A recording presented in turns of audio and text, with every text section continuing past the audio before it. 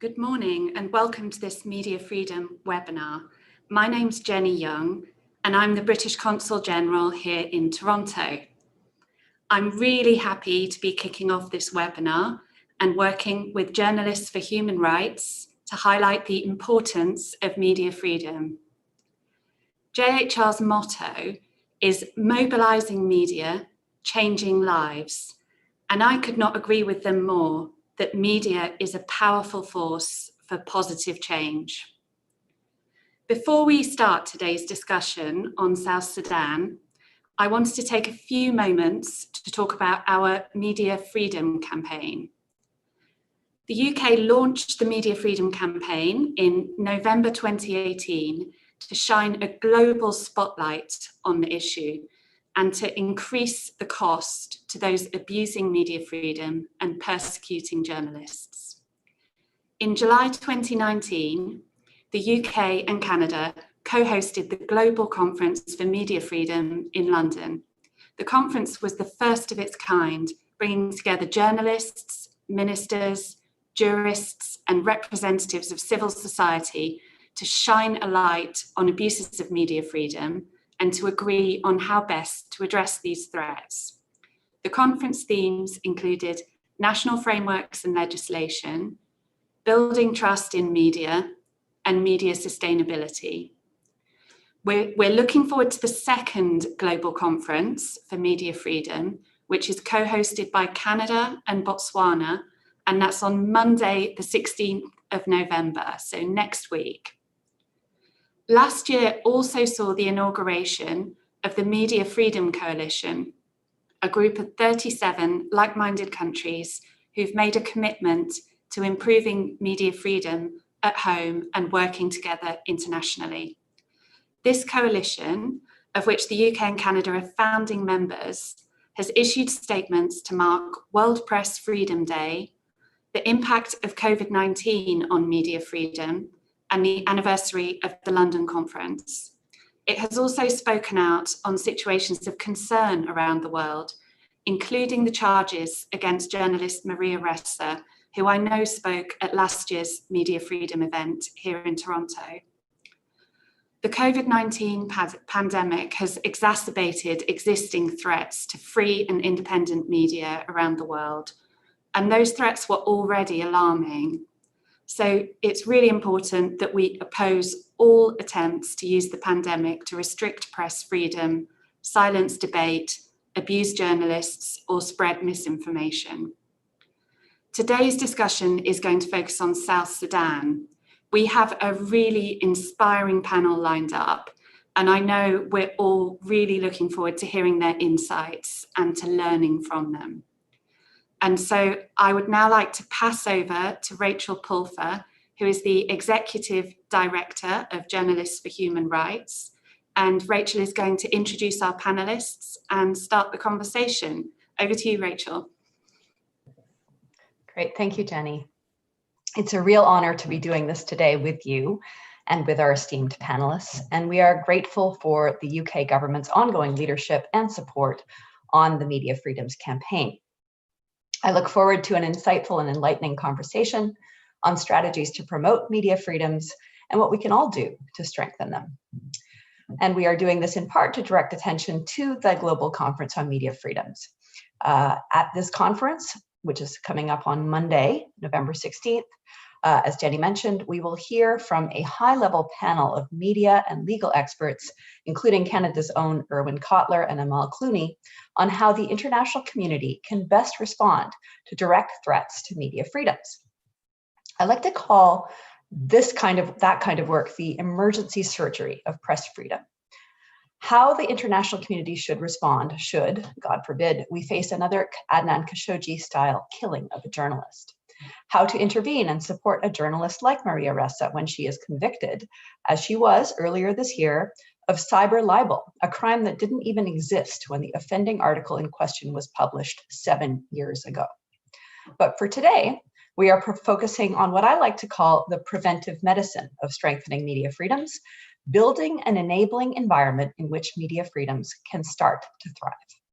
It's a grassroots, boots on the ground approach to media development, where trainers work side by each with journalists, government, and civil society in situ, helping strengthen journalists' ability to do their crucial oversight work, while also working to build a consensus of support for media freedoms across government and civil society. We'll be focusing this webinar on one of the clearest examples we have yet of the value of this preventive medicine approach, JHR's recent project with Global Affairs Canada, Strengthened Media in South Sudan. This was a 4-year intervention in the media sector of a country that at the time we started was at war. A country that, when we started back in 2015, was a UN Plan of Action country for the safety and security of journalists. JHR walked into a situation of open warfare between government and media. Journalists were dying in the line of duty at levels equivalent to those in Afghanistan. The year I first went to South Sudan in 2015, the president, Salva Kiir, was on record calling on people to shoot journalists for reporting against the state. The following day, a journalist named Peter Moy was shot and killed, leaving his newsroom in the capital city of Juba. In total, 7 journalists lost their lives that year in the course of their work. JHR started the Strengthened Media project in February 2016. In honesty, I wasn't sure if we were going to be able to make any real difference given the challenges. The project had been designed to encompass media development training on 3 fronts. We would be training media, yes, which is traditional media development work, but we also worked with both government and civil society. The end goal, to build that culture of support for media freedoms across all 3 sectors, media, government, and civil society. Within 4 months of us starting, the country was back in conflict. A local trainee working with one of our international counterparts was shot and killed. Others on their staff were raped.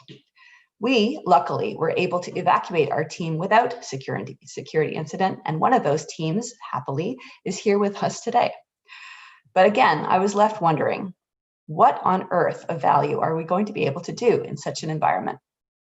The Media Authority, which was supposed to manage disputes between media and government, was instead acting as an arm of national security, shutting down the press union, kicking journalists out of the country. The country was literally at war with itself. It was then, and remains, the most dangerous place on earth for humanitarian workers. So the stakes were about as high as they could be. But we had 2 secret weapons in our JHR arsenal. One was an excellent project design, developed initially by Robin Piero and Danny Glenwright at JHR in Toronto, refined by current JHR Programs Director Zain Al-Maghrabi and local team leaders Grant McDonald, Laura Bain, and Siobolela Mandela. The other was the extraordinary team of people that this organization attracts. And it is my very great honor to introduce 3 of those people to you today to share their perspectives on JHR's South Sudan program. The first is South Sudanese sector leader and gender media. Currently, Irene is the founder of the Female Journalist Network, FJN, and acting principal for the Media Development Institute, which is the training wing of the Association for Media Development in South Sudan. We were privileged to both partner with Irene and work directly with her on her gender training in the country, and she led one of the most enjoyable workshops I have ever attended, a program featuring Canadian journalist Sally Armstrong, in which we focused on working with women journalists in Juba exclusively in February 2018. The second is senior JHR trainer Mustafa Demboya. Mustafa was one of the first people to come on board the Strengthened Media project. Prior to that, he was a William Southam Gordon Fisher JHR Fellow at Massey College, and prior to that, he led the BBC Media Action Team in Sierra Leone, fighting the Ebola outbreak with facts and truth. And last, but by no means least, it is my great honor to introduce Peter Denola. For many in this audience, Peter needs no introduction. Peter is renowned for his long-term government service, laser-sharp political insights, and communication skills. Not as many people know, however, that Peter also spends a fair bit of time in the Global South, training journalists and government officials on how to work with one another with professionalism and respect. I asked Peter to go to South Sudan as an expert trainer with us on a volunteer basis in 2018. He's going to be sharing with you some of the insights he took from that experience when it comes to strengthening media freedoms. Now, without further ado, I'm going to hand it over to Irene to share her perspective working with journalists, government, and civil society in Juba on our program, Strengthened Media in South Sudan. Irene, If you could share with us, please, what did JHR's project in South Sudan mean for journalists, civil society organizations, and the government? Yes, thank you very much, Rachel, for inviting me for this meeting. I really am so happy to be here to share my experience working with JHR, not only working with JHR, and working with the media sector in South Sudan. I was much involved in the JHR program.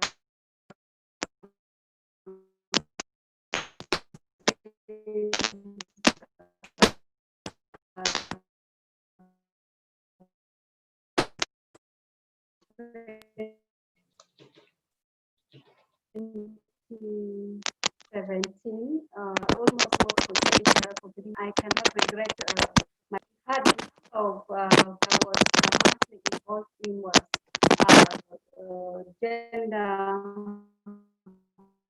Irene, we're having trouble hearing you. Would it be possible to... For journalists and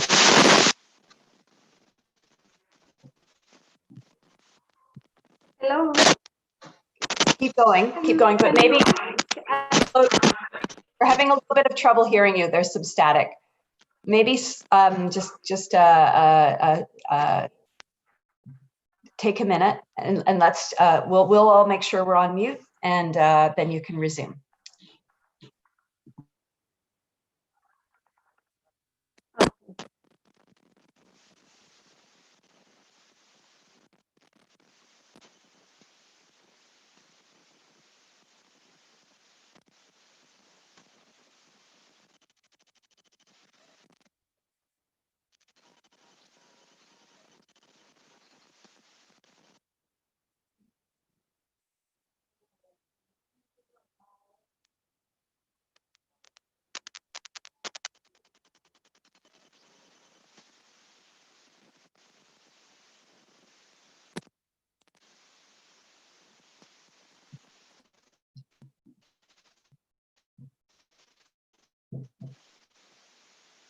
Irene, maybe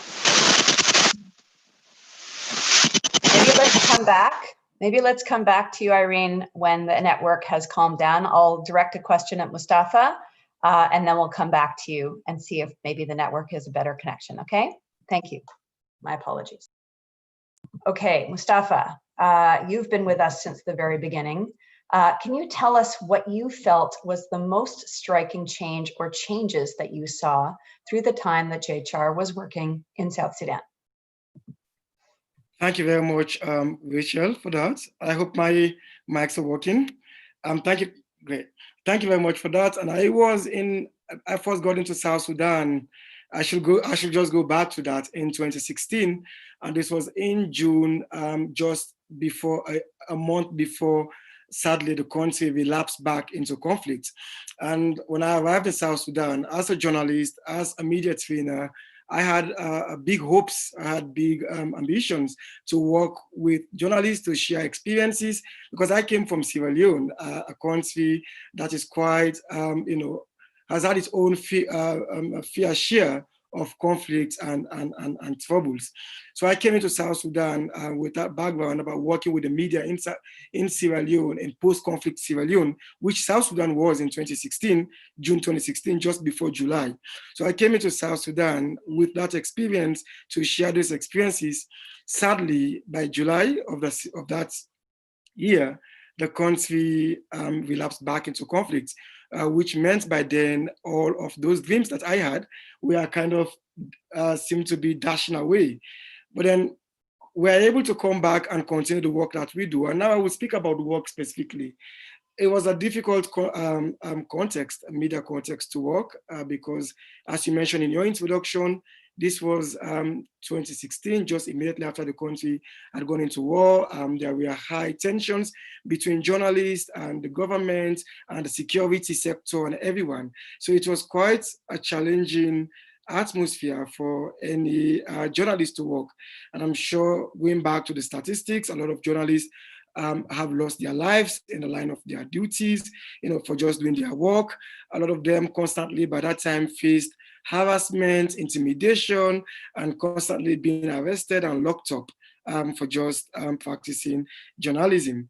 But then our intervention, once we came back to South Sudan immediately,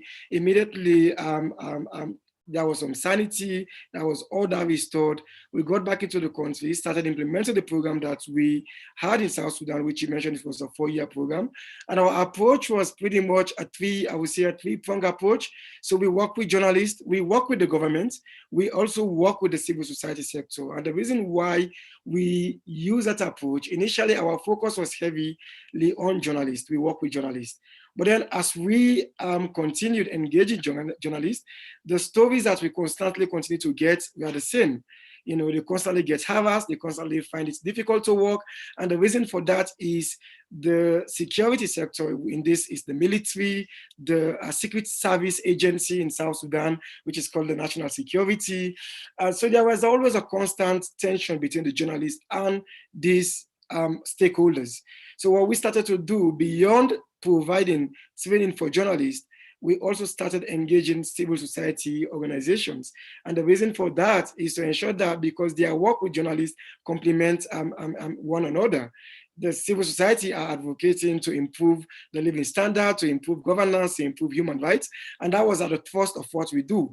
And that was the thrust of what every community media also tried to do. So what we did was to create a platform, was to ensure that they are not working against one another, but they are working, they're working with one another. So we trained the journalists, and our approach was to embed a journalism trainer within local media outlets. And for journalists, we embed both international trainers and and a South Sudanese media trainer who understands the context, who has lived it, who continue to live it, and who continue to contribute to their country. So when we team up an international trainer and a community and a national media trainer together to work with a media house, the international trainer brings in their own expertise. They bring in their own experiences from outside and how things work from wherever they came from. I came from Sierra Leone, so I was able to share my experiences. I was able, beyond training, it's more a mentorship.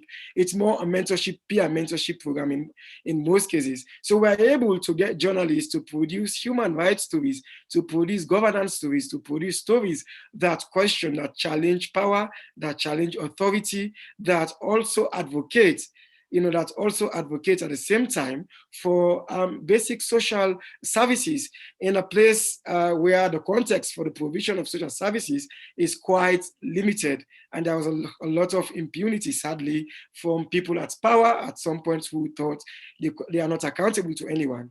Our work was to show that, well, if you are in power, you are accountable to the people that you serve. And what we did with journalists was to empower the journalists with the skills that they need to ask these tough questions, to do the stories and hold powerful people accountable. That was one strand of the work that we do with journalists. And then beyond that, we also started working with, as I mentioned earlier in my introduction, we started working with the security sector because we also realized the security sector are relevant if we are able to get these journalists to use the skills that they've acquired in this type of environments where there is always tensions between the journalists and the authorities. And I will speak more about how we got the security to listen and to work with the journalists. And my colleague Irene is here. She was also part of most of this work. Irene could also, contribute to this discussion. And one thing that is important, Rachel, is also that doing our work, because we are a Canadian-funded program, we also ensured we had a good working relationship with the Canadian High Commission in South Sudan.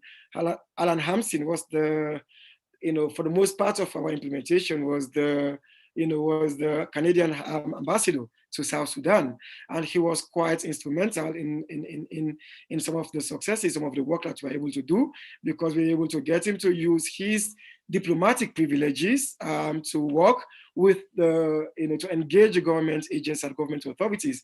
And one of these was done in 2007, 2008, where we got Alan had a meeting with the media authority in South Sudan to discuss generally about media freedom, about press freedom, and why it is important to create a space to allow journalists to practice their skills, on behalf of the general populace.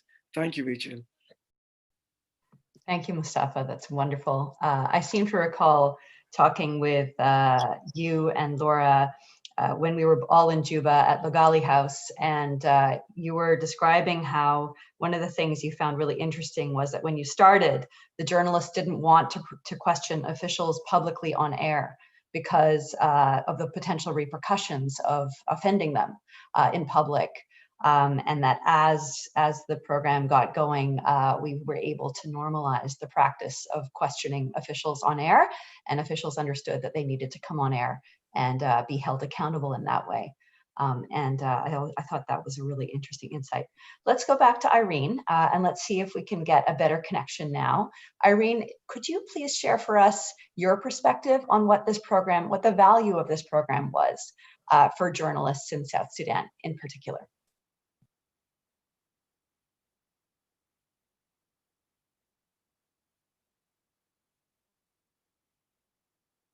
I think you're on mute, Irene.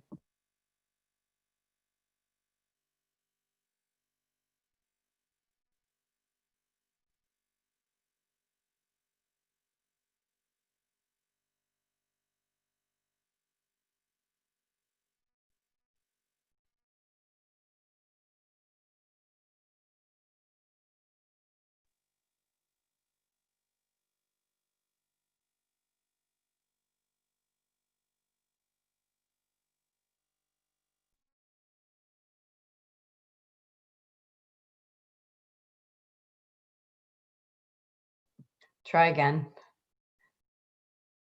Just hit the microphone.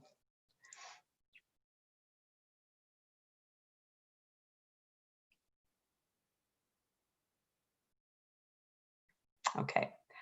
Irene, we're going to come back because now there seems to be a microphone problem. I'm going to ask a question to Peter, and then we'll try and come back to you.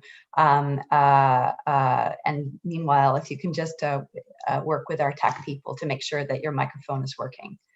Okay, Peter, looking back on your experiences working in government, can you talk a little bit about the role that journalists play in a democracy and why that drew you to working with JHR?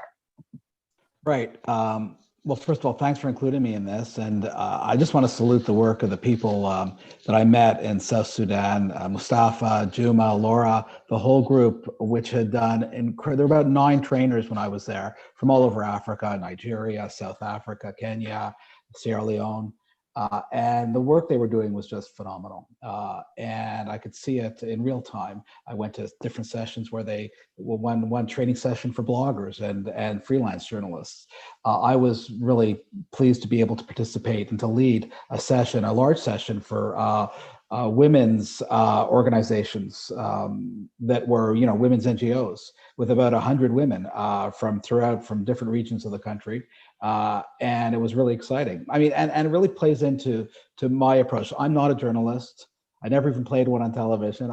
I've worked with journalists all my career, and primarily for public institutions, for the government. And to me, the media, a free, open media, is a very, very useful thing for a government. It's a mirror that it holds up to society. It tells governments what programs are working, what's not working, what issues need attention, how people really feel. It tells an accurate media tells people, an accurate media means an open, unconstrained media, tells government what the daily lives of people are like. And I think it's an invaluable tool for governments in terms of gauging what they ought to be doing and what's working and what's not. In terms of South Sudan, and that was a message that I brought when I met with the Media Authority, but the work was already done by Mustafa and Laura and Juma and others who had prepared the Media Authority and had worked with the media authority. So they'd gone from being, as you said, hostile to the media and suspicious to being advocates for the media with the government. And the work that Mustafa will talk about with the security apparatus speaks to that, because I know the media authority was a huge ally in that. So a couple of points. One is it's important for government to understand the openness of media, but it's also important for media to, for people, ordinary people, to be able to access media, not just as consumers of media, but to understand how they can tell their stories through media. And that was why I was so pleased to lead that session, that day-long, it was marathon, but it was worth it, a day-long session with women's organizations from throughout the country. There was tremendous, understandably, people are intimidated by cameras, by the media. They're suspicious, they're skeptical of being able to get their messages out. And so we worked through that all day with women who are super accomplished, super grassroots organizers, and help them understand how, rather than being intimidated by the media, or by being intimidated by media technology, for example, that the role they could play was to make media relevant to the lives of other people by explaining the work they were doing, why it was important. Listen, I've been in communications my entire career. I think that we tend to make things much more complicated than they need to be.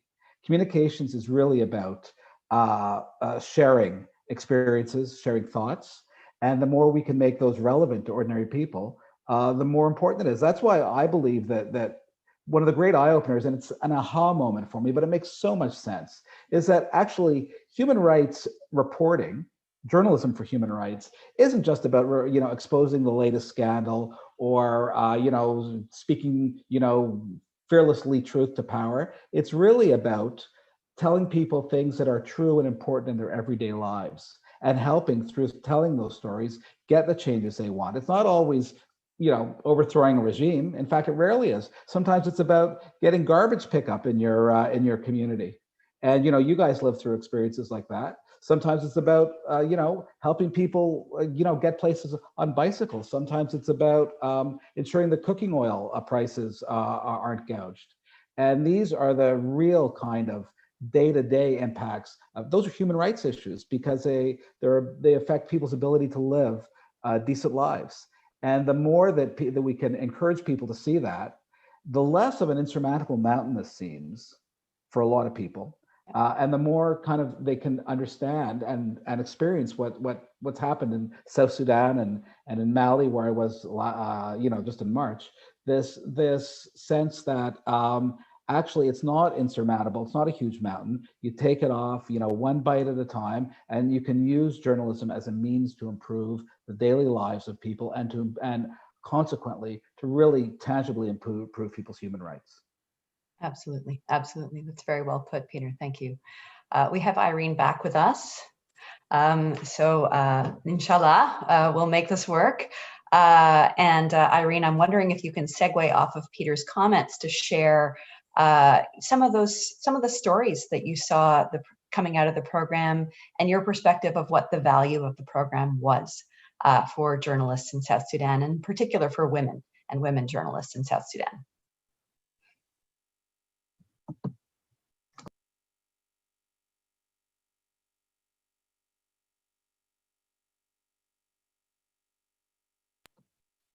We're still not able to hear you, Irene. I don't know if you can try with headphones. Do you have headphones?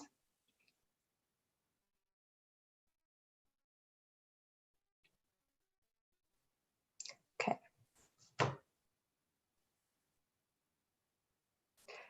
Okay, while we figure out the tech piece with Irene, I'm just going to share one story that I know was part of the team of trainers that you worked with, Mustafa, and that was working with Carolyn Thompson on highlighting the fact that there were certain schoolgirls in Juba who weren't getting access to funds to pay their school fees to go to school. To your theme, Peter, this was not a confrontational story that took truth to power and brought a regime down. But I'm wondering if maybe, Mustafa, if you could share the basics of that story whilst we hopefully get a situation where Irene can actually be heard on the webinar.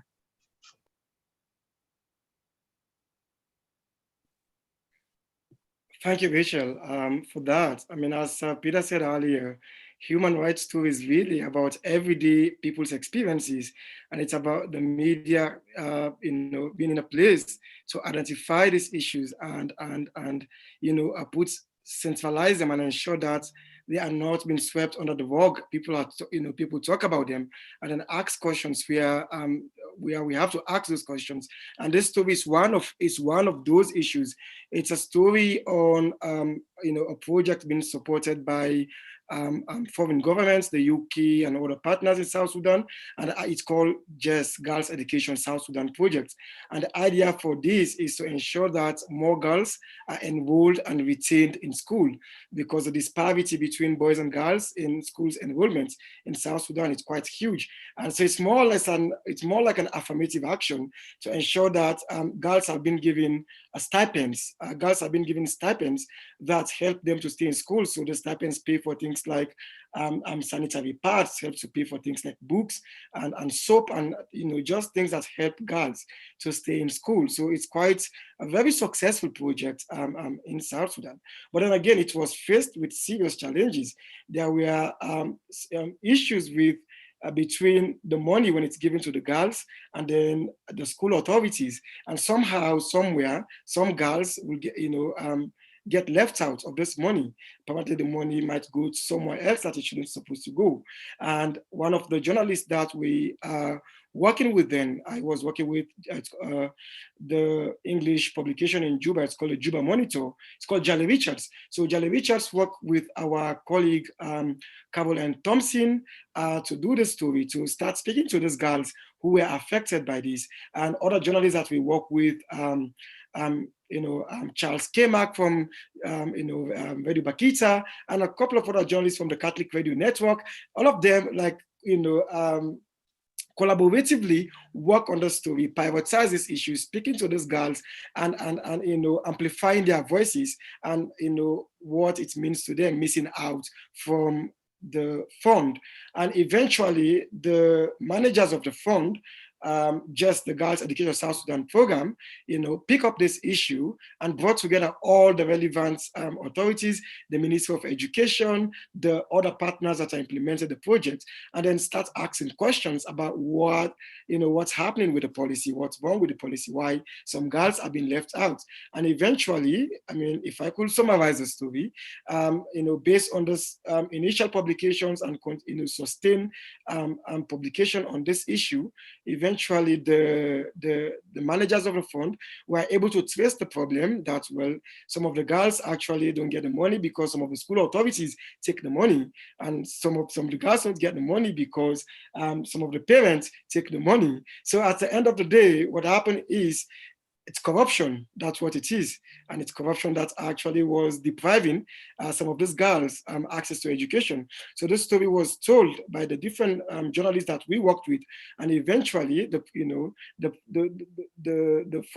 managers of the fund were able to figure this out, and they were able to enroll all those girls back into the scheme, and then ensure that they put safeguards in place to ensure that something like this do not repeat. So that was quite, it's not a confrontation with the government, it's not a confrontation with anyone, but it's something that actually helped national journalists, local journalists picked up, worked on it. We provided the relevant skills, training, mentoring for them to do the story. But this national media houses were able to hold people accountable for corruption eventually, and those girls who are missing out from school were able to be enrolled back to school. So this is an example of some of the work that we do, and there's a couple of just really grassroots examples like that, where journalists from a community radio pick up a story on access to water supply in Juba, in a particular community in Juba. They did this story, and they were able, the suppliers of the waters were hiking the prices, which was corruption. And this journalist, Charles, was able to pursue this issue and was able to speak to all the stakeholders, people who are not getting water, the water tankers that sell water in Juba, the Ministry of Water and in Juba, and everyone who was involved. And he was able to get to the bottom of this issue to ensure that our community is able to get water. So on a grassroots level, this is some of the work that the journalists that we work with are able to accomplish. That's wonderful, Mustafa. Thank you so much for sharing that. Irene was just there and now she's gone again.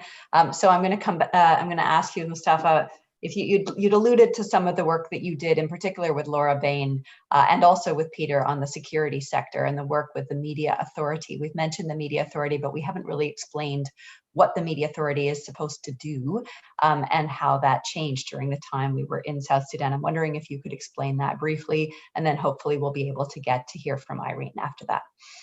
So the Media Authority is it's set up. It's a statutory body in South Sudan set up by the Parliament of South Sudan to serve as a self-regulatory mechanism for journalism in the country, and their role is supposed to be in between the consumers of news, the public, and the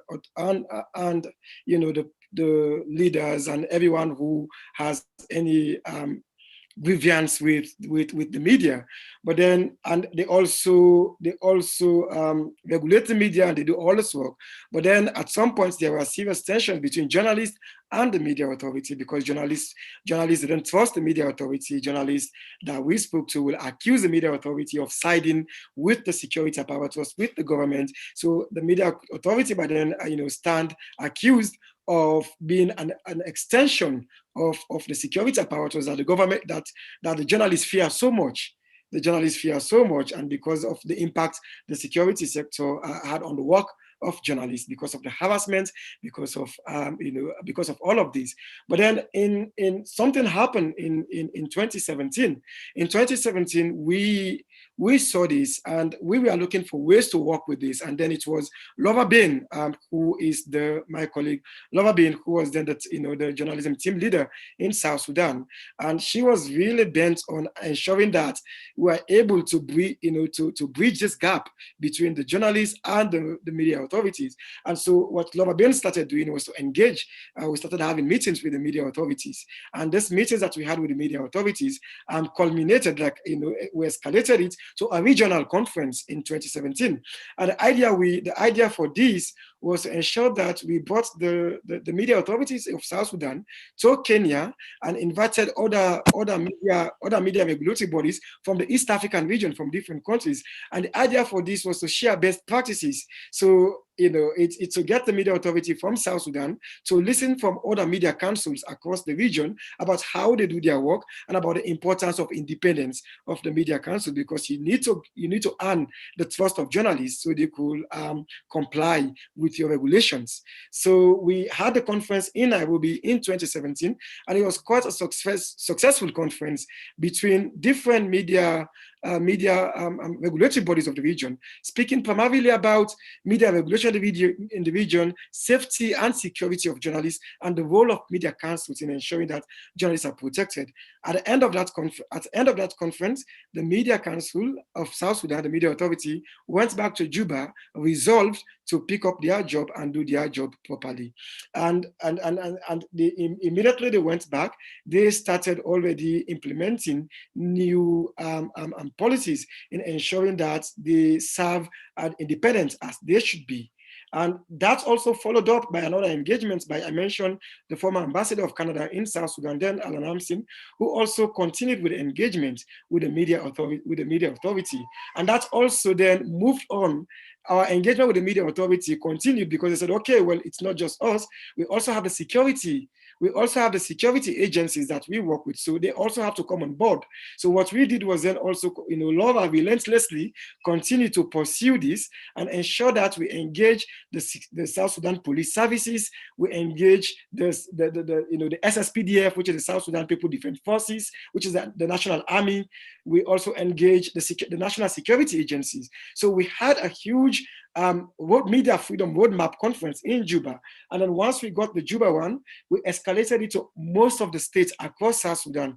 And if you understand the geography and the logistics of that, it's quite a very challenging thing to do in South Sudan, in a place where most of the roads are dilapidated. You really can't drive on road, because not just because of insecurity, but also because of the roads are not just the roads are not proper. You can't use them. So we had to fly to different states, engage all in every state we go. We ensure we brought together journalists, media journalists, security agencies, government representatives in one room. The idea was for them to speak to one another, because that didn't happen. And when those discussions started happening, a lot of revelations came out. I was in most of those discussions, and I remember one of the generals coming up to say, well, you know what? These journalists always think we are the ones who have guns. The cameras they carry, some of them, when I see a journalist with a big camera, I look at it as a gun, as a weapon to me as well. So you have to be careful the way you approach me with your camera. So to me, that was a moment that speaks volume about the distrust between the two. And most of it was just a misunderstanding between the journalists and the security. So once we started those discussions, we ended those events with memorandums of understanding between the Media Authority of South Sudan that committed to continue to do this work. And one of the things that used to happen, and a big outcome, Irene could allude to this, hopefully she gets a microphone on soon.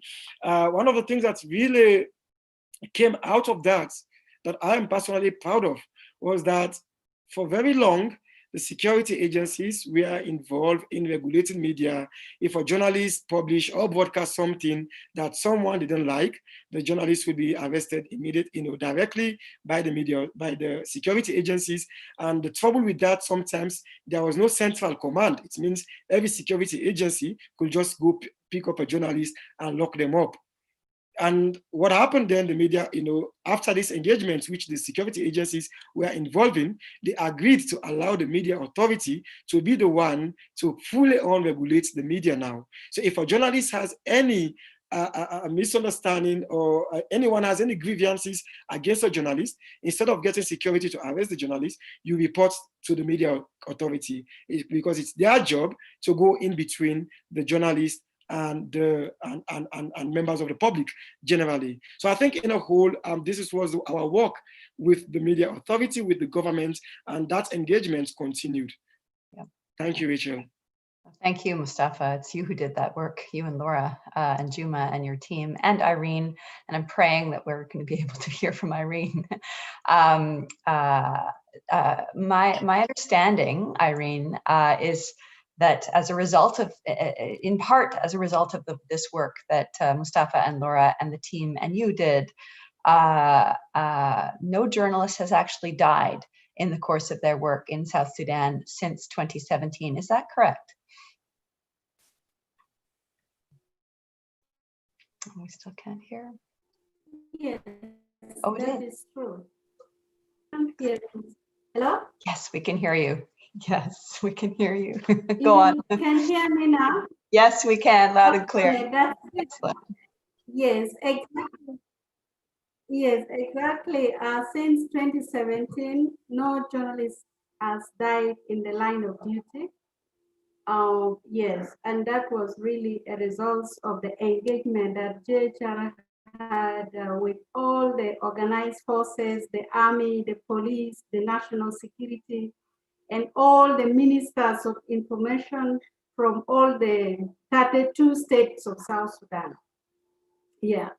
So, and another thing that Mustafa has not mentioned is that before the engagement that JHR had with the national security and all the organized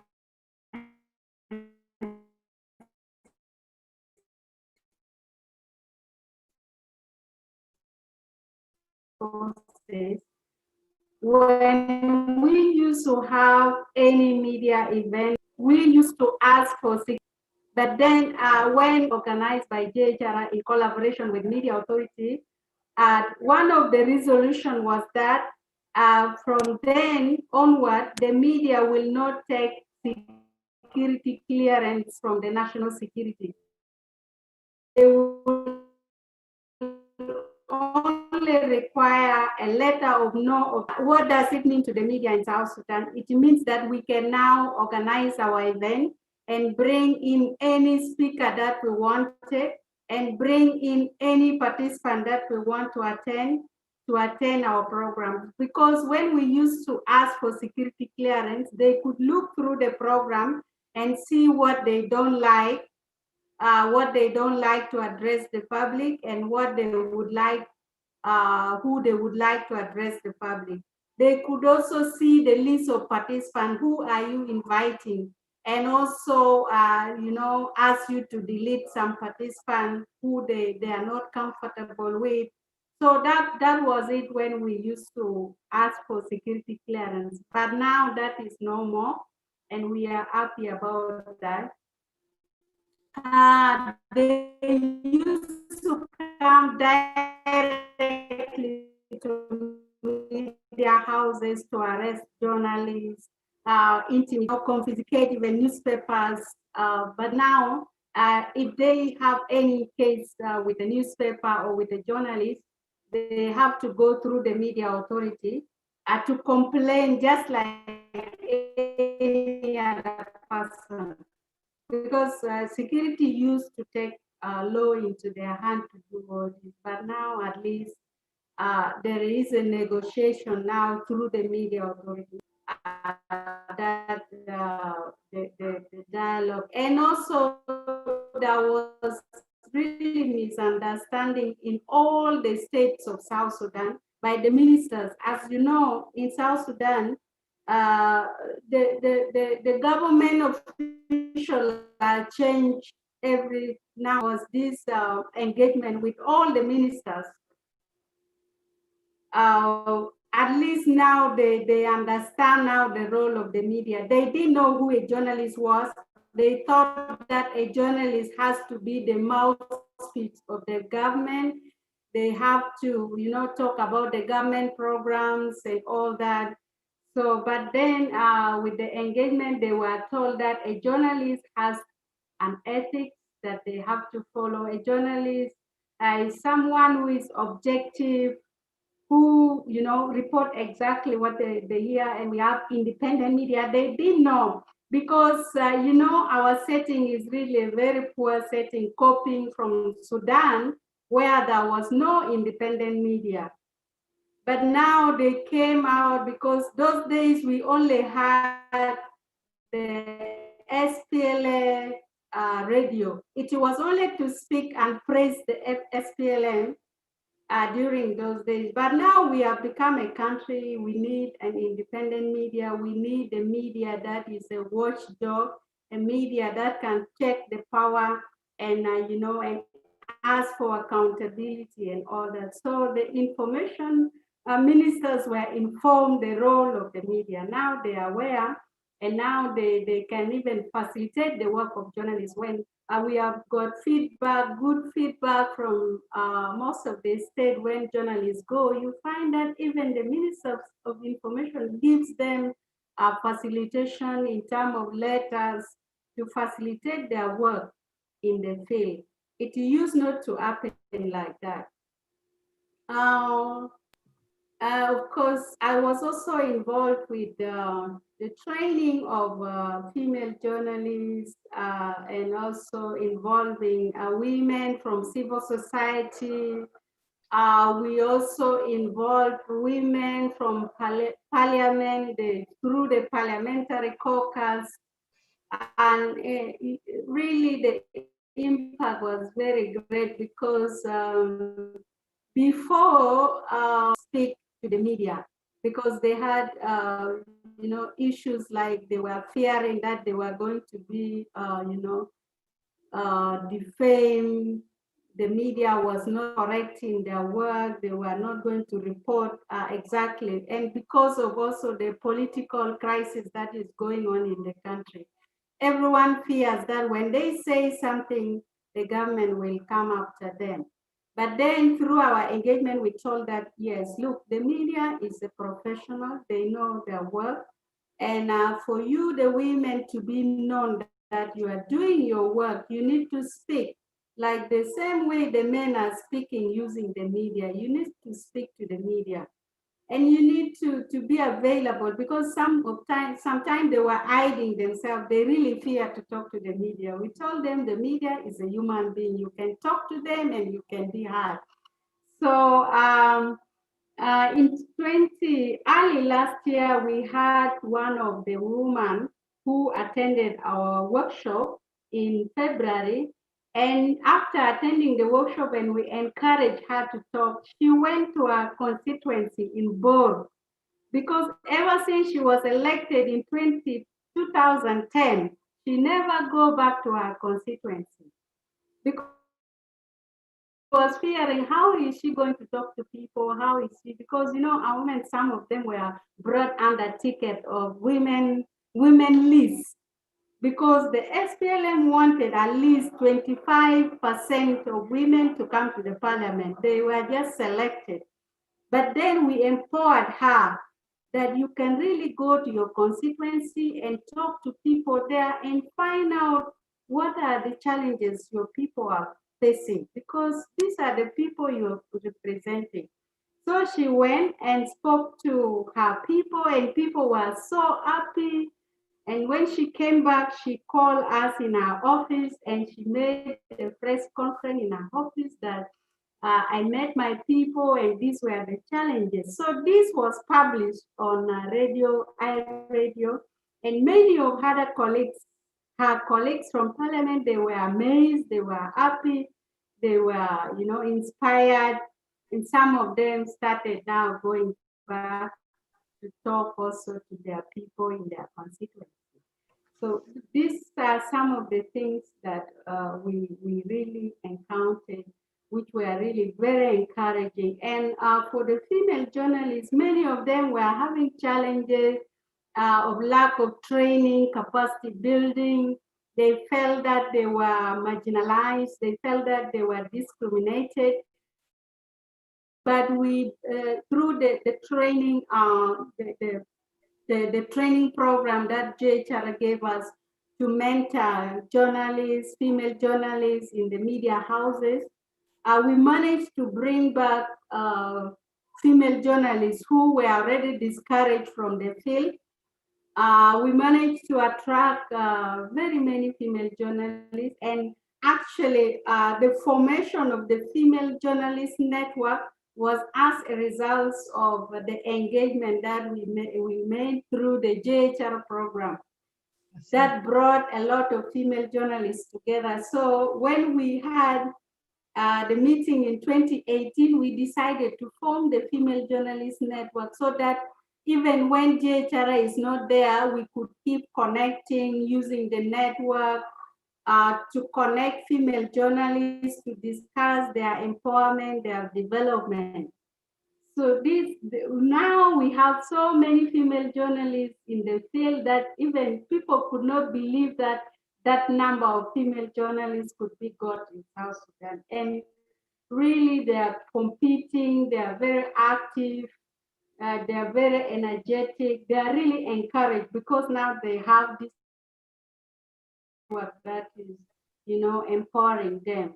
And all this started with the, of course, it did mean that I was not also empowered by JHR to be a trainer. I would have not had that chance to bring female journalists together and to encourage them to form this kind of network.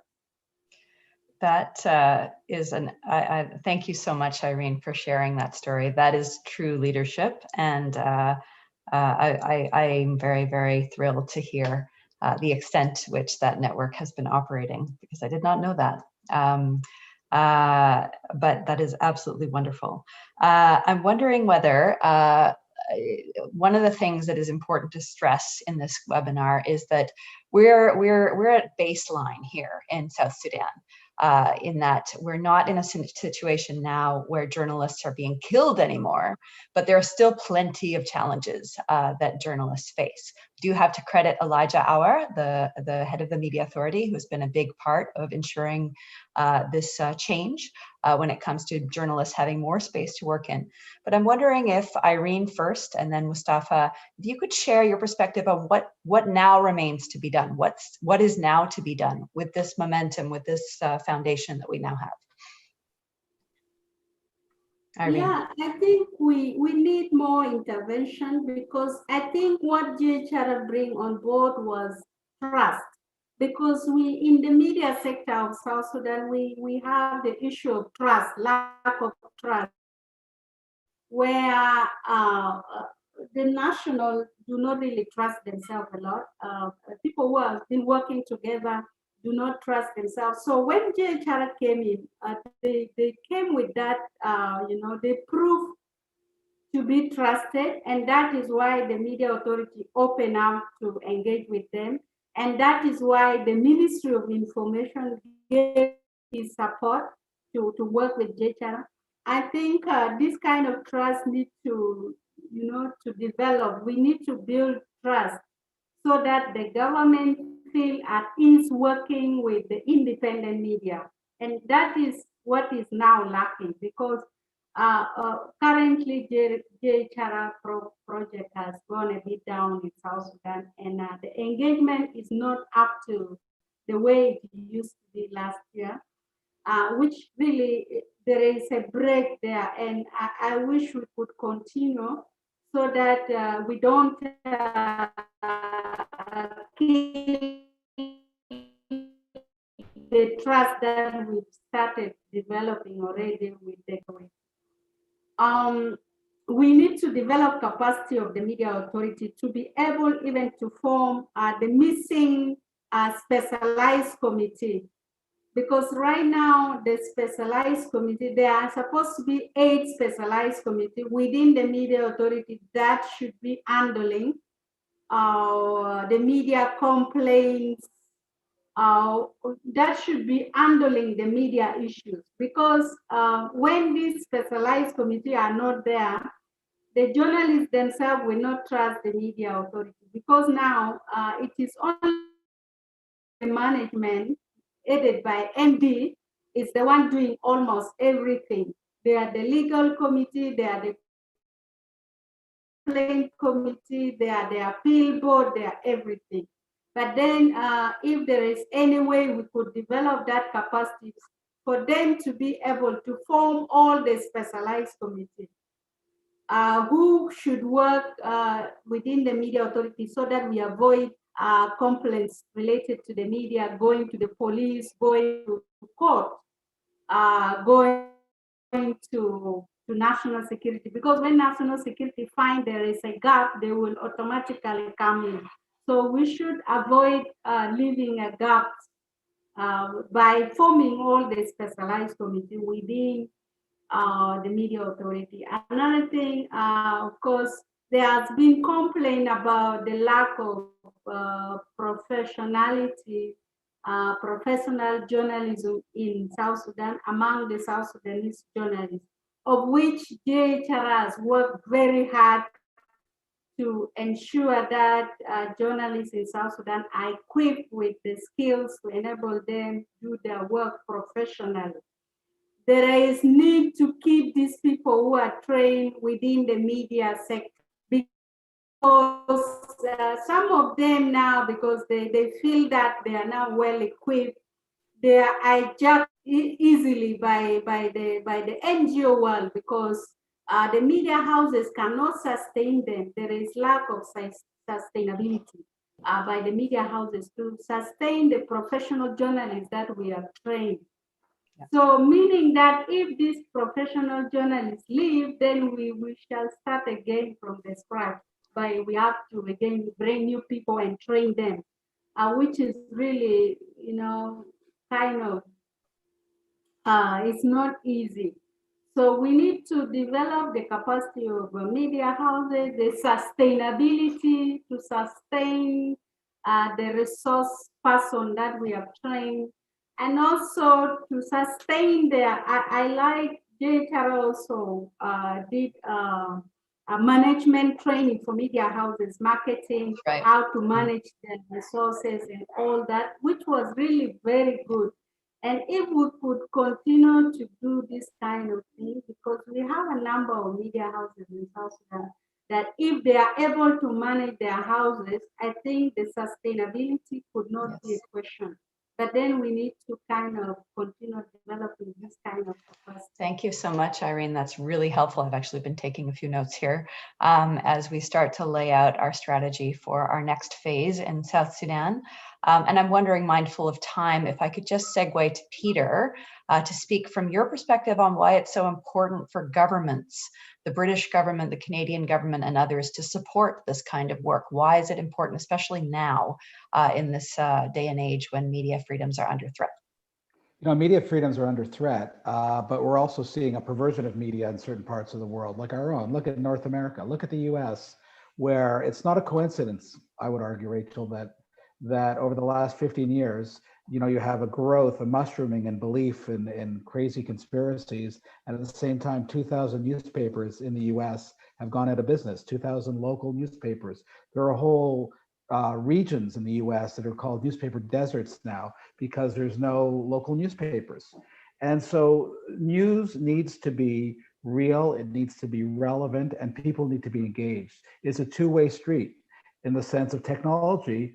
It also enables people to access the news and to be part of the news and to interact with the journalists in ways that were unimaginable before. I mean, just look at this conference we're having now. For all its technical challenges, this is something that would have been unimaginable 10 years ago. And so this, the ability for people to kind of tell their true stories and to be present in media is super important. And our ability as partner countries for so many countries in Africa and around the world, and South Sudan, which is, you know, the world's newest nation, our ability to help them, and not in a way that's appropriate for neighbors and fellow citizens to help each other. Right? We've got technical expertise, we have technology, we have experience. And it's about sharing that. It's about sharing tips the way you would share a tip with a new neighbor who moved into your neighborhood. And as a new nation, building up the infrastructure with a long history, you know, and a very very shattering history with the Republic of Sudan to the north, the 40 years of conflict that led to this. You know, it's in our interest, and it's the right thing to do to help a country like South Sudan rebuild. I would also say that these things should not be episodic. You know, you go in, you do your bit, and then you leave. We know that doesn't work in life. Why should it work? It doesn't work in interpersonal relations. Why should it work in international relations? We're trying to help this new country build its capacity. And that is about an ongoing engagement. It's not about a one-shot deal or about coming in every couple of years. You know, whenever there's a gap, you know, we know this from our own lives. When there's a gap, you miss stuff. When there's a gap, you lose the thread. You have to start over again. And it would be a shame if that were the case for South Sudan. So, you know, just finally, I want to. Mustafa and Irene have spoken about the Canadian ambassador who I met with when I was there and contacted before and after. I mean, the work that we've done there as a country is incredible. And I think it's such a perfect kind of, niche is the wrong word because it sounds too boutique-ish, but I think it's a perfect position for a middle power like Canada, which is good on governments, which is good on openness and dialogue, to be able to offer these services to countries that are in need of them. So I hope that countries like ours, and Canada in particular, as a Canadian, someone who cares about our country and about our place in the world, I hope that we continue this engagement, that it becomes kind of ongoing. It'll change as time goes on, but it would be a mistake to kind of say, okay, our work's done, next. That's not the way this stuff works. No, and there's questions that are coming in from the audience, including one key question on when is JHR coming back to South Sudan? I ask this question every day. This is from a journalist in South Sudan. And the answer is we're working on it. We're in discussions with funders, and we are hopeful that we will be able to return because, as Irene has so adeptly laid out, despite the challenges of technology, there is a lot of work to do, and a lot of work to build on that momentum that this initial project has created. And so we want to make sure that we capture that momentum. We are now at time, we're at 12:05, and I don't want to be taking up too much more time. I just want to say thank you to Peter, to Irene, and to Mustafa for sharing your perspectives on how best to learn from this experience in South Sudan. And I also want to make sure that we thank certain key individuals. We're obviously grateful to the Government of Canada, who fulsomely supported JHR through this first 4 years of breakthrough programming in South Sudan, and we're in discussions on hopefully a second phase. We're also grateful to Jenny Young and the UK government and the UK Consul General team for recognizing the importance of this work towards strengthening media freedoms and supporting it on this webinar, and in particular the insight of creating this enabling environment in which media can start to thrive. And I use the word start because we still have a long way to go in places like South Sudan. There's a lot of work to do. Do not want to sugarcoat the challenge, but we're at a really good ground level at this stage to build up. I also want to make sure that we thank and recognize the leadership of first Grant MacDonald, then Laura Bain, and then Siyabulela Mandela, who were respectively team leaders on this incredible program, and also Juma John Stephen, who worked with both Laura and Siyabulela to support them in their work.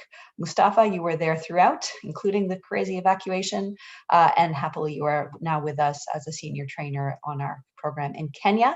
One of the questions that came in from the audience is JHR doing this work in other countries? Yes, I'm very happy to say we are. We're working on a 4-country major initiative with Global Affairs Canada, focusing on, in particular, prioritizing and amplifying the voices and perspectives of women and girls and women journalists, some of the work that Irene spoke about. As the African proverb goes, you educate a woman, you educate a nation, and we are working in that spirit to really focus in on prioritizing our work with gender in Kenya, DR Congo, also with Syrian journalists working across diaspora in Turkey, and now also in Tunisia. And we are working to fight the scourge of misinformation and disinformation across 12 countries across Africa and the Middle East, drawing off of curriculum materials created by Canadian expert Craig Silverman, First Draft, and also Civics Canada. So we have got lots to do, but there is no shortage of this work. As Peter mentioned, we now have a situation where there is someone who is an avowed conspiracy theorist who has just been elected to government in the US. We have a situation where we have 2 worlds in the US that don't seem to be able to talk to one another, let alone come to a consensus on facts. There is such a challenge when we have broken information ecosystems, and this work helps to address a lot of those problems. So thank you all for everyone. Thank you in particular, Jenny Young and your team at the UK Consul General. Have a wonderful day, and please, those who are able, tune into that Media Freedoms Conference, which is coming up November 16th, co-sponsored by the Government of Canada and the Government of Botswana. Thank you so much.